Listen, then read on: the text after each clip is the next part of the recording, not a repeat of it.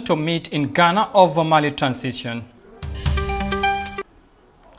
Nigerian businesses adopt to new realities due to the COVID-19 pandemic.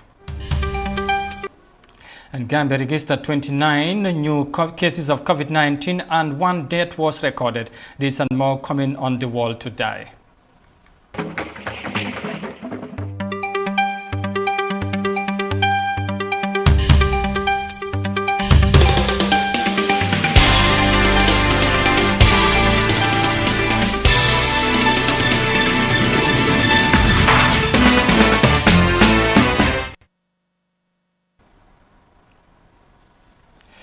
Hello, this is Africa TV and you are watching the World Today News Bulletin.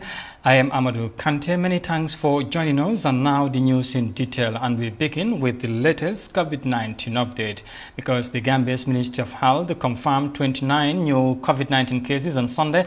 The total number of confirmed cases in the country is now 3,405. The first case of the coronavirus was reported in March this year, and since then, a total of 103 people have died from the disease. The Gambia currently has 1,579 active cases and 1,723 recoveries. According to the latest situation report, 106 patients have been discharged from treatment centers. Meanwhile, 77 people are in quarantine and there are 440 probable cases and a crude case fatality ratio of 3.0%. And from that latest update on the coronavirus situation in the country, we move on because ECOWAS leaders will be holding an extraordinary meeting in Accra on Tuesday to discuss ways of returning Mali to civilian rule. The meeting will be hosted by the President of Ghana, Nana Akufo-Addo, who is the chairperson of the Economic Community of West African States. Details of that in this report. The meeting will bring together 9 West African countries, including stakeholders from Mali's military junta, civil society organizations, and relevant representatives who spearheaded the protests prior to the August 18 overthrow of President Boubacar Keïta. After 3 days of consultations with civilian representatives on Sunday, Mali's military junta agreed an 18-month transition which can be headed by a civilian or military officer. The M5 movement, which spearheaded the protests against Boubacar Keïta, has however rejected the transition plan agreed upon by the coup plotters and various political forces. The movement, which wants a civilian to head the transition, said it fears there is a possibility the military will not hand over power. For Africa TV, Sohna Tunkara.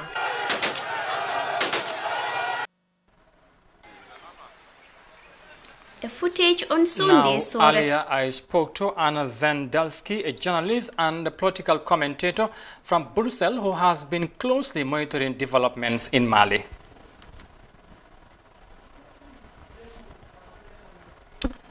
All right, we apologize for not being able to bring you that, of course, interview we had with a journalist from Brussels on the latest development from Mali. We move on now because in a bid to create more employment and bring in more revenue to the government, Ethiopia has inaugurated a recreational park in the capital city, Addis Ababa.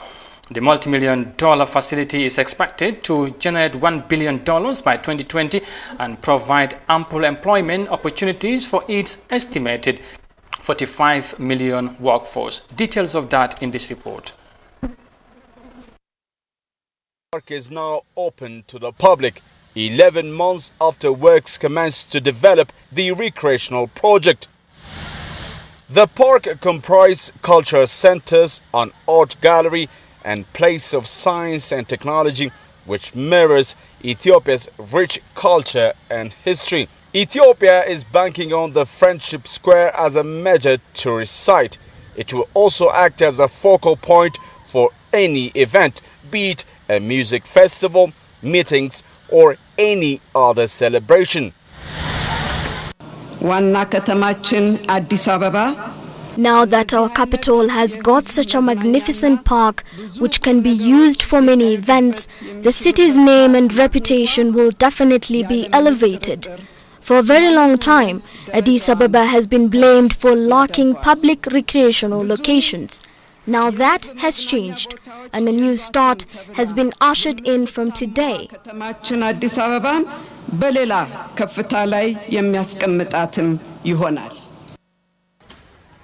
The Chinese government, through the China Communications Construction Company, has funded the project and plans to build accompanying infrastructure. The venue will feature a recreational space and an artificial lake and a wading avenue. During the event to mark its opening, Prime Minister Abiy Ahmed gave certificates of recognition to Chinese government and other individuals who contributed to the construction of the park. This is a friendship project. It is to further promote the friendship between our two countries, China and Ethiopia, between our two peoples, Chinese and Ethiopians. Some may ask if this will add to the debt burden of Ethiopia. No, it will not. This is a China aid project.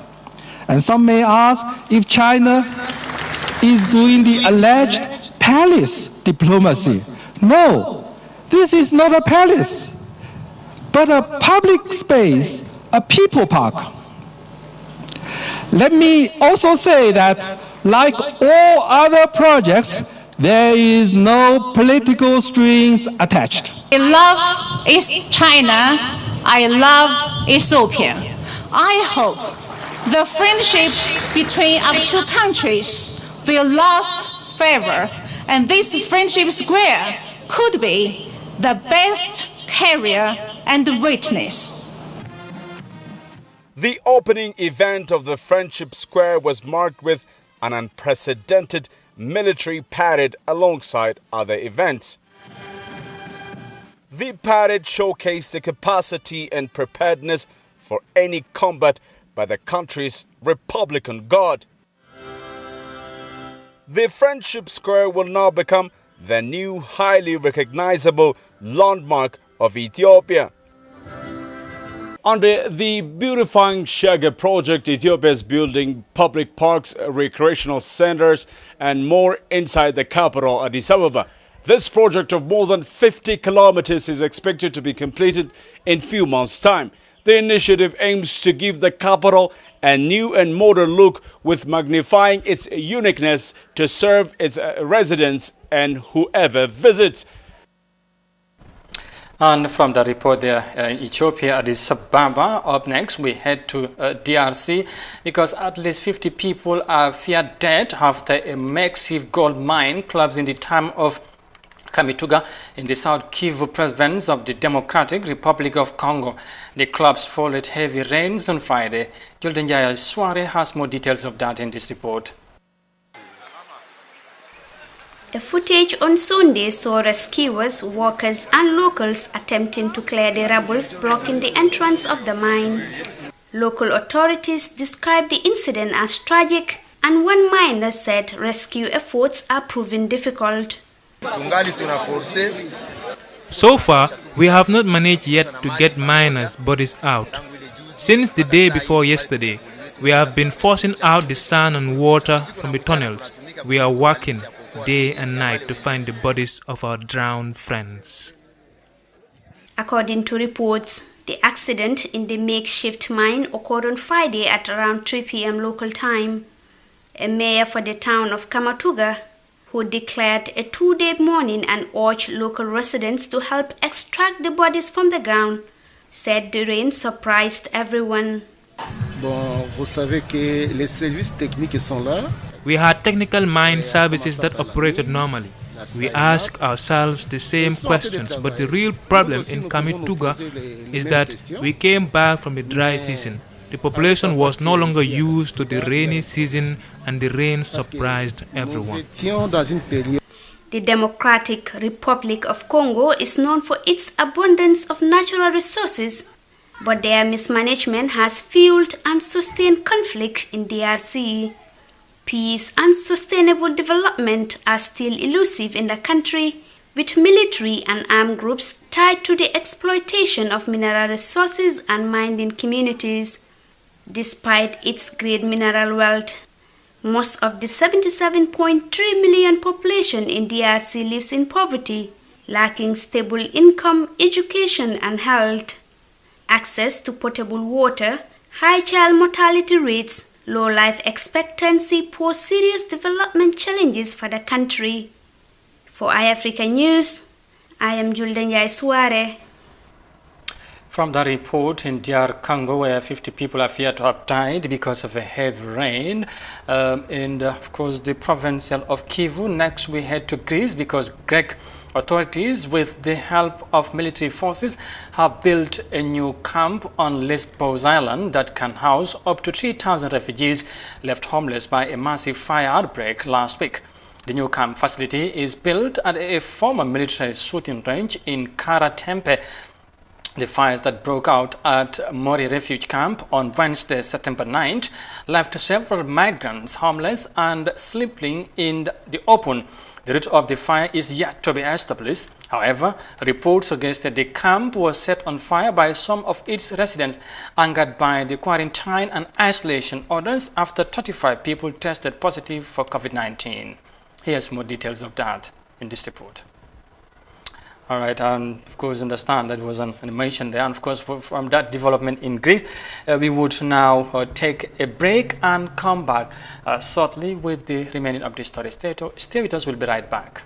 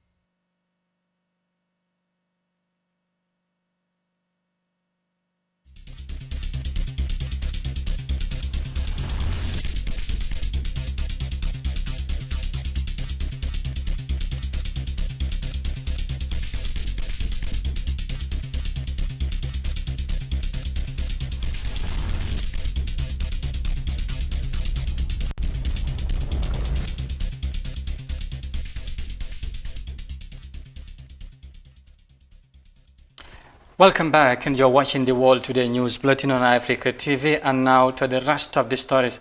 We go back to our initial report or story on Mali's development, because ECOWAS leaders will be holding an extraordinary meeting in Accra on Tuesday to discuss ways of returning Mali to civilian rule. The meeting will be hosted by the President of Ghana, Nana Akufo-Addo, who is the chairperson of the Economic Committee of West African States. Here's more of that in this report. The meeting will bring together 9 West African countries, including stakeholders from Mali's military junta, civil society organizations, and relevant representatives who spearheaded the protests prior to the August 18 overthrow of President Boubacar Keïta. After 3 days of consultations with civilian representatives on Sunday, Mali's military junta agreed an 18-month transition which can be headed by a civilian or military officer. The M5 movement, which spearheaded the protests against Boubacar Keïta, has, however, rejected the transition plan agreed upon by the coup plotters and various political forces. The movement, which wants a civilian to head the transition, said it fears there is a possibility the military will not hand over power. For Africa TV, Sohna Tunkara. Earlier, I spoke to Anna Densky, a journalist and political commentator from Brussels who has been closely monitoring developments in Mali. Well, I think that we have to see the situation in Mali in general, because there are plenty of things at stake, and also the well-being of people, because the country is blocked at the moment. I think that the idea to proceed now with the charter, because ECOWAS negotiated a very comprehensive charter on how implement the transition from the current crisis to new elections, and it will take 1.5 years. And I think that the idea is to concentrate on this bridge from the past to the future much more than search for faults, because of course there are many faults, because revolution which took place in Mali is not a constitutional event by definition. Revolutions are never constitutional. So there is a certain contradiction with current laws, even with customs, and the situation in general is out of ordinary, and we have to deal with that, because the politics exists for people, and people shouldn't serve to politics. In that way, I think the same is about the laws. So the political movements now should think about their programs and how to improve Malian law, how to introduce transparency, and how to avoid falling back into the past. Because what information we have here is 40% of Malian state budget disappeared in corrupt pockets. It was absolutely unacceptable. And at the moment, unfortunately, there are no political forces who can really propose a new program, because there is a huge difference between a movement, political movement. Exactly. I was going to ask that, because the M5 movement that led the protests against Boubacar Keïta rejected the transitional plan agreed by the coup plotters and various political forces, because they believed there is a possibility that the military will continue to head the transition. Now, how much such disagreements affect a smooth transition process? Well, I think that we shouldn't be too much on the fact that people who lead now the country are military, because Charles de Gaulle, our French great president, was military. Kemal Atatürk was military, who reformed Turkey. So I don't think that we should really try to degrade the patriots if they are from military part of the society. But what is crucial now is to understand that there is no political force, because movement is not a political force. They have no program. They were fantastic and good and very active in rejecting the corrupt regime of President Keïta. But at the moment, there should be very hard work, and maybe not so spectacular, about creating a program, how to what to offer to Malians to develop the country. All right. And at the moment, there is nothing of the kind, because there is a protest movement. There are political parties of the past, and what I think Malian people are expecting, and also the world community is expecting, that Mali will reform itself also politically, and there should be a very serious process, political process, in forming new parties, also in our investigating what happened in our Keïta party, because our corruption can be forgiven. Other international bodies like the UN and AU stands firmly with ECOWAS in fostering the transitional process to a civilian ruler. Now, do you think the military will give in their plan to head the transitional process in Mali? Well, I think that there should be political realism, because unfortunately there is no other force who is an honest broker, because it's not the purpose to give advantage to any political force and appoint a person with political preferences, because the risk is very high that, for example, people from President Keïta, people from the past, will try to grab power. They will try to ascend power, because President Keïta is a very experienced politician.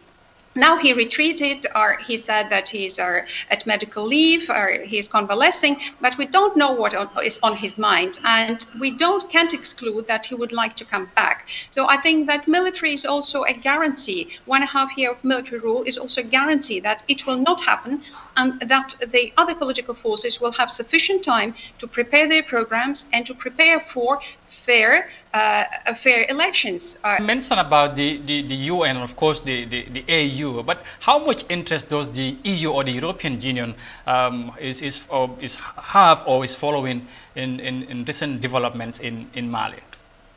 Well, of course, the European Union is very much interested in Mali and what happens there because, as you know, unfortunately, Africa was destabilized and there is jihad is spreading. And now even there are groups, there are militants who are affiliated to Al-Qaeda. So our Islamic State was defeated, but the ideas of our caliphate is still alive.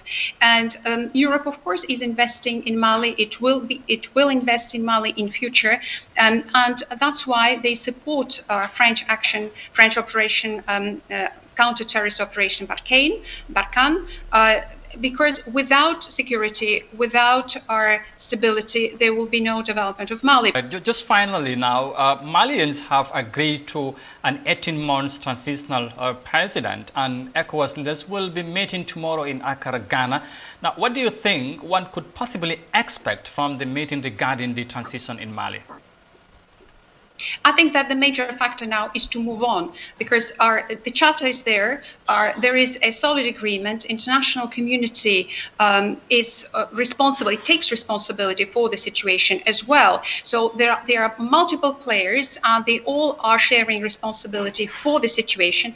And if it's promised, or internationally promised, that there will be elections within this 1.5 year, I think that there is nothing to fear that there will be a military appointed as a let's say transition period. But also it's our military can also denounce his military status if it's so crucial, and he can step out like President Buhari did, the president of Nigeria. So it's not first time in Africa that military, but also in the world, that military becomes civilians and they take the lead. But I think we have to see the personality, and I'm very much impressed by Assimi Goïta, his calm, his wisdom. He's a young man, but he showed a lot of openness to compromise. He showed himself as a diplomat, and he showed himself as a real patriot. And I believe that in this generation of young patriots of Mali, the country has a great future. Anna Van Dansky, a journalist and political commentator. Well, thank you so much for speaking to us. All right, as you heard, of course, that was Anna Van Dansky, a journalist and political commentator from Brussels, speaking to me earlier there. And now, following the approval of a $15 million bailout package from media houses in the Gambia to elevate the financial impact brought about the pandemic, views has been expressed whether it is a right or wrong thing to do. Africa TV seeks the view of a journalist, trainer, and the managing editor of a leading local newspaper. Khadija Tusaika has more of that in this report.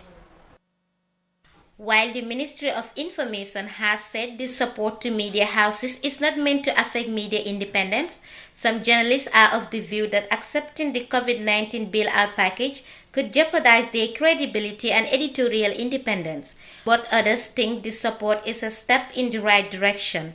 One such person is Demba Kande, a journalism trainer and lecturer at the University of the Gambia.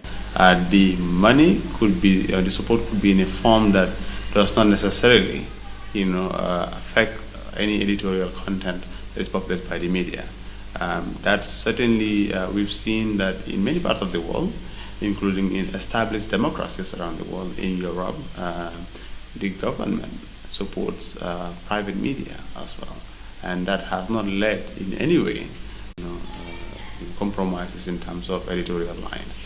Mr. Kande also said that the amount of money allocated is not enough, considering the impact of COVID-19 on the entire media sector. However, he said media houses should use the money for its intended purpose. The government approved $15 million in support to the Gambian media sector. $15 million is a lot of money, with all due respect. In the context of COVID-19 and in the context of national development, $15 million for the entire media sector is not much. And as such, there is need to prioritize what to spend that money on. And I think government made that clear when they said that this is mostly for recurring expenditures in the form of taxes, in the form of salaries for staff, and so on and stuff. So it's important that the media chiefs understand. Some journalists have called for accountability and transparency in the manner the money will be distributed. The managing editor of Fourier newspaper, Sam Sarr, said, in order to achieve such transparency, An independent body should oversee the arrangement and distribution of the funds. If money is to be given to us, we should be ready to account for that. That's all. That's the issue. It's not a question of whether the money is to be taken or not, but it should be accounted for. And as it stands, that is really the position, because you have to list down the items that you need and submit it. And after you've done that to a committee, an independent committee, then they vet it and see that it's in tandem with the guidelines. And if that is the case, it is endorsed and the money amount will be released. And then the next thing is to ensure that it is spent according to what is requested with supporting documents. That's accountability. That's the issue which was being stated. The surge in the number of coronavirus cases crippled the economic and health of media outlets in the Gambia. Some media houses have laid off staff and cut off on coverage of vital local issues. For iAfrican News, I am Khadija Toseka. $15 million is provided by government as a bailout package for media houses in the Gambia. And from the report, next to Nigeria, because Nigerian restaurant owners are adapting to new COVID-19 realities with the use of technology to do business. Businesses were advised when the government imposed a lockdown as part of efforts to cope the spread of the virus, but some adopted alternative options to continue operation. Despite the new initiative, business still struggled to meet customer demands. Let's have more details of that in this report. Another client's order heading out for delivery. It's a new strategy embraced by restaurants in Nigeria's capital, Abuja. Before the coronavirus pandemic, it operated majorly as a dine-in, where clients love to relax and treat themselves to some Chinese cuisine. But with the COVID-19 lockdown and restrictions, the dine-in was no longer an option. Restaurants and diners like this one were forced to close shop. But for the management of Woks & Koi, shutting down wasn't an option. They turned to digital marketing to keep the business going. For me, I would say COVID-19 has made us to have more customer, more client by ordering online or sometimes by giving us a call on our contact number. We have our Instagram page whereby we showcase our meal, our food, and we have calls from there. And like I would say, like 60% of most customers we have now with this COVID-19 pandemic are customers that we don't know are new clients. The use of the social media service to make an order. But transitioning hasn't been a walk in the park. Management and staff are still struggling to deal with the challenges that come with the new system, especially as their customer base expands. We have 2 bikes that do our deliveries, and that is not enough because of the turnover of customers. Because of the major securities stopping you on the road, doing all these checkpoints, sometimes our customers do complain of the order getting to them late. Nigeria has been reopening various sectors of its economy. For instance, just recently the country's international airspace reopened. And although the impact of the months of lockdown has been hard on businesses here, like Woks & Koi, several businesses are seeking innovative ways of turning the adversity into opportunities as they explore new ways of keeping their businesses afloat.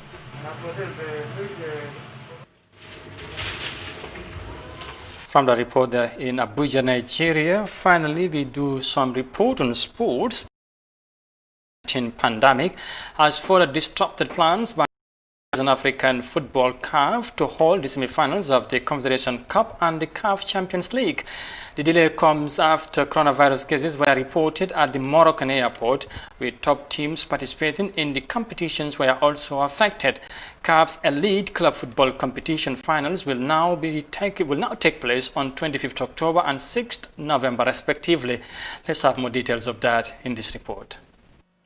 The semi-finals of the CAF Champions League are now set to be played on the 17th of October, while the Confederation Cup will stage 2 days later. This comes after COVID-19 cases were reported in Morocco's airports and top clubs such as Wydad Casablanca, with the country scheduled to host the later stages of CAF's showpiece tournaments. Following the decision, the finals of the Champions League and the Confederation Cup will now be held on the 6th of November and 25th of October respectively.